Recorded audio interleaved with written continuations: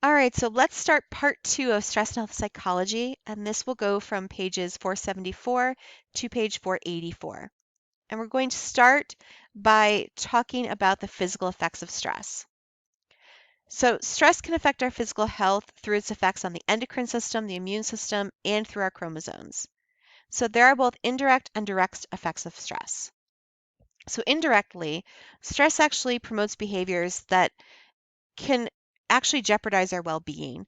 Things like maybe we're not eating correctly, maybe we're eating too much, maybe we're not eating enough, maybe we're just filling up on ice cream and chocolate. We're probably not sleeping properly, and we're likely not getting enough exercise when we're feeling stress. So our cognitive abilities such as attention, concentration, memory, and decision making can also be negatively impacted through stress. So then there are the direct effects of stress. Stress can actually alter our body functions and lead to physical symptoms that mimic illnesses or diseases.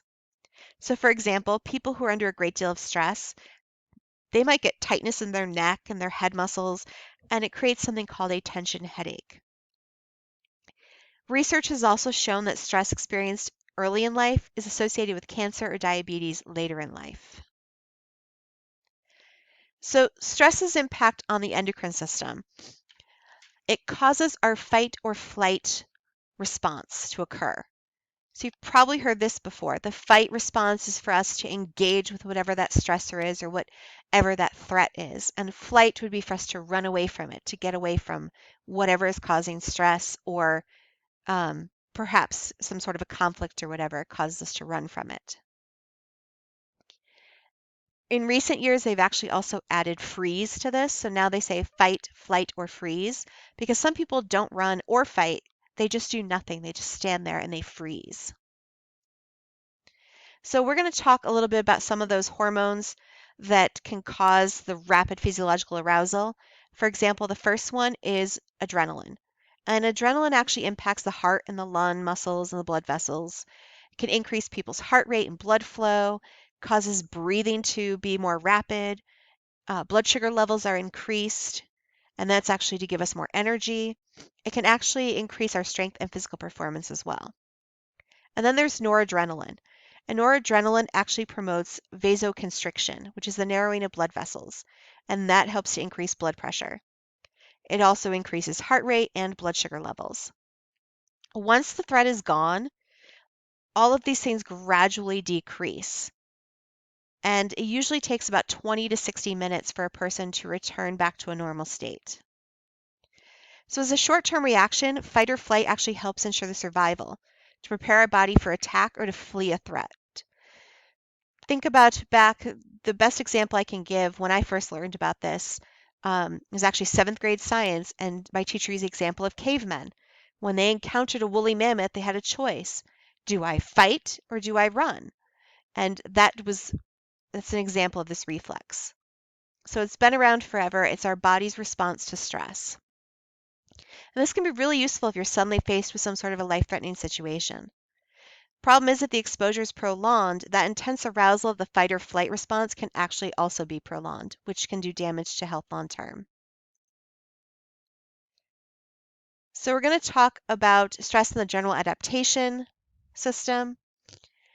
So in response to stress, the hypothalamus actually signals the pituitary gland to secrete a hormone ACTH, which stimulates the adrenal cortex to release corticosteroids, which they play a key role in the body's response to long-term stress. So Hansley actually came up with the 3 stages of stress when we're exposed to prolonged stressful situations. The first of these stages is the alarm stage. Intense arousal, the body starts mobilizing, that fight or flight kicks in, and your body's physical resources go to meet whatever that stress is. They try to meet it head on. Then you move to the resistance phase. The body starts adapting to the constant stressful situations, and that physiological arousal lessens, but it's still above normal. And the ability to cope with new stress is impaired. Pretty soon the person reaches that exhaustion stage. If the stress-producing event persists, then all those alarm stage triggers reappear, but the person is very drained. They might feel exhausted. They could develop physical issues and could potentially even die. So we're going to talk a little bit about stress in the immune system. So your immune system is what battles foreign invaders when you get bacteria, viruses. That's the job of the immune system. And it produces what they call lymphocytes, which are those white blood cells that fight the bacteria, the viruses, and other foreign invaders. And we've talked before about psychoneuroimmunology. It's that field that looks at the connection between psychological processes, the nervous system, the endocrine system, and that immune system. So the central nervous system and the immune system are actually directly linked via the sympathetic nervous system fibers, which influence the production of those lymphocytes. So the surfaces of the lymphocytes contain receptor sites for neurotransmitters and hormones. And psychoimmunologists have actually discovered that those lymphocytes themselves actually produce neurotransmitters and hormones. So there's an ongoing interaction between the nervous system, the endocrine system, and the immune system. So it's been proven that highly stressful events are associated with reduced immune system function, and that immune system function can also be affected by more common stressors. Chronic stressors that continue for years can diminish immune system function. And even ordinary stressors like a marital argument or the pressure of exams can actually adversely affect the immune system. Psychological stress increases the length of time it takes for a wound to heal, something that research has actually proven. And there's also a relationship between stress and infection. People who are experiencing high levels of stress are actually more susceptible to infection by like the cold virus than people who aren't under stress. Health psychologists have found a wide variety of stressors are associated with diminished immune system function, an increased risk for health problems, and a slowed recovery times. So while stress-related decreases in immune system function might heighten our susceptibility to health problems, it's important to note that exposure to stressors does not automatically translate into poorer health. Although prolonged chronic stress impairs immune functioning, remember that acute short-term stress actually enhances immune function. Physical health is affected by interactions of many factors, including things like heredity, nutrition, health-related habits, and access to medical care. Levels of exposure to bacteria, viruses, and other sources of infection or diseases will also influence your likelihood of becoming sick. The simple fact is that some people are more vulnerable to the negative effects of stress than others. So now we're going to talk about the placebo effect, and we've already talked about this a little bit. It's one of the clearest examples of how our brain and our body work together. So even those who are given a placebo instead of the real pill, if they're told what the real pill is supposed to be doing, they might actually feel the physical effects of the real drug. And there have actually been research studies that have shown that these people, they physically can see the effects of the real drug despite the fact that they're given a placebo. So there are a lot of questions about how the placebo effect works, but the key thing to know is it's just one of those amazing ways that our brain and our body actually work together. So we are going to talk about factors that influence the response to stress, because people vary a lot in the way they respond to stress, but they've actually identified some factors that can influence an individual's response to stressful events. So we're going to start by looking at the psychological factors. Things like personal control. So research has shown that having a sense of control over a stressful situation can reduce the impact of stressors and decrease feelings of anxiety. So if you can control the stressor by taking steps to minimize and avoid it, you will experience less stress. A sense of personal control can also enhance positive emotions like self-confidence, autonomy, and a feeling of self-reliance. A feeling of lack of control can actually produce a stress response. It can also, it's also important to note that not everyone benefits from a feeling of personal control. A sense of control is more valued in Western cultures, and collectivist cultures like those of the East, they do not value a sense of control nearly as much. So now we're going to look at optimism and pessimism. So if people have an optimistic explanatory style, they account for negative events using external, unstable, and specific explanations. People who have a pessimistic explanatory style account for negative events or situations with internal, stable, and global explanations. They're inclined to believe that no amount of personal effect will ever improve their situation. No matter what they do, their situation is not going to get better. It's caused by something on the outside doing it to them.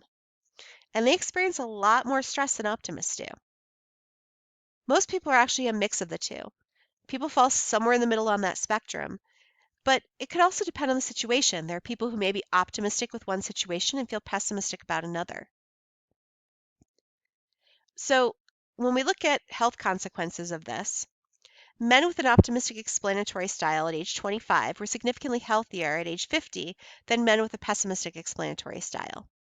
Pessimistic explanatory style is also linked to poorer physical health, and optimism has been shown to help people cope with pain. Now we're going to talk about chronic negative emotions. So some people seem like they were born happy and cheerful, while others are always negative and grouchy. There's actually a strong link to negative emotions like anger, irritability, and sadness to poor health. People who are habitually anxious, depressed, angry, or hostile are more likely to develop chronic diseases like arthritis or heart disease. Positive emotions. So positive emotions are associated with good health, an increased resistance to infections, decreased illness, less pain, and increased longevity. Now, this is not just the absence of negative emotions. So these people bring calming and health productive efforts to the cardiovascular, endocrine, and immune systems. It's associated with health promoting behaviors like regular exercise, healthy eating habits, and not smoking. Individuals who frequently experience positive emotions tend to have more friends, stronger social networks. And these are key things that we'll get to later on. Type A behavior. So the type A behavior pattern. It's a behavior pattern and emotional style characterized by a sense of time urgency, hostility, and competitiveness. They often try to do more and more in less and less time. They'll frequently appear angry, hostile, or irritated, and they're very ambitious. These people are more likely to develop heart disease, even without those known risks, even without things like them smoking or having high blood pressure. They tend to react more intensely to a stressor than other people, which can then in turn raise blood pressure and heart rate. They tend to create stressors for themselves. They put a lot of pressure on themselves, and they experience more frequent and severe negative life events and daily hassles than other people. Conversely, the type B behavior pattern, they're the people who are more laid back. So if we look at the social factors that influence responses to stress, social support refers to resources provided by other people in a time of need. Close relationships play a key role in our ability to deal with stressors and ultimately with our physical health. If we look at people who are socially isolated, they are twice as likely to die over a given period than those who have strong social relationships. They tend to be in poorer health, and they might do things like smoke, abuse alcohol, be obese, or have physical inactivity. When we look at diverse social networks, this is a key thing to having positive responses to stress. The more diverse your social network is, which would be things like being married, having close relationships with friends and family and neighbors, and belonging to social groups, etc., these people have more pronounced health benefits. They're the ones who live the longest. They have a greater resistance to upper respiratory infections. They have a lower incidence of stroke and cardiovascular disease among women in high-risk groups, and a lower incidence of dementia and cognitive loss in old age. So social support actually benefits health by modifying our appraisal of a stressor significance, including the degree to which we perceive it as threatening or harmful. We'll go to our friends and say, so what do you think? It also seems to decrease the intensity of a physical reaction to stress. We can have more positive moods and emotions, enhance our self-esteem, and increase feelings of personal control. These relationships, however, might also be a source of stress. Negative interactions with people can lead to additional stress. And although married people tend to be healthier than not married people, marital conflict has been shown to have adverse physical health effects, especially with women, and the quality of the relationship also makes a difference. So thanks for watching part 2, and we'll pick this up in part 3.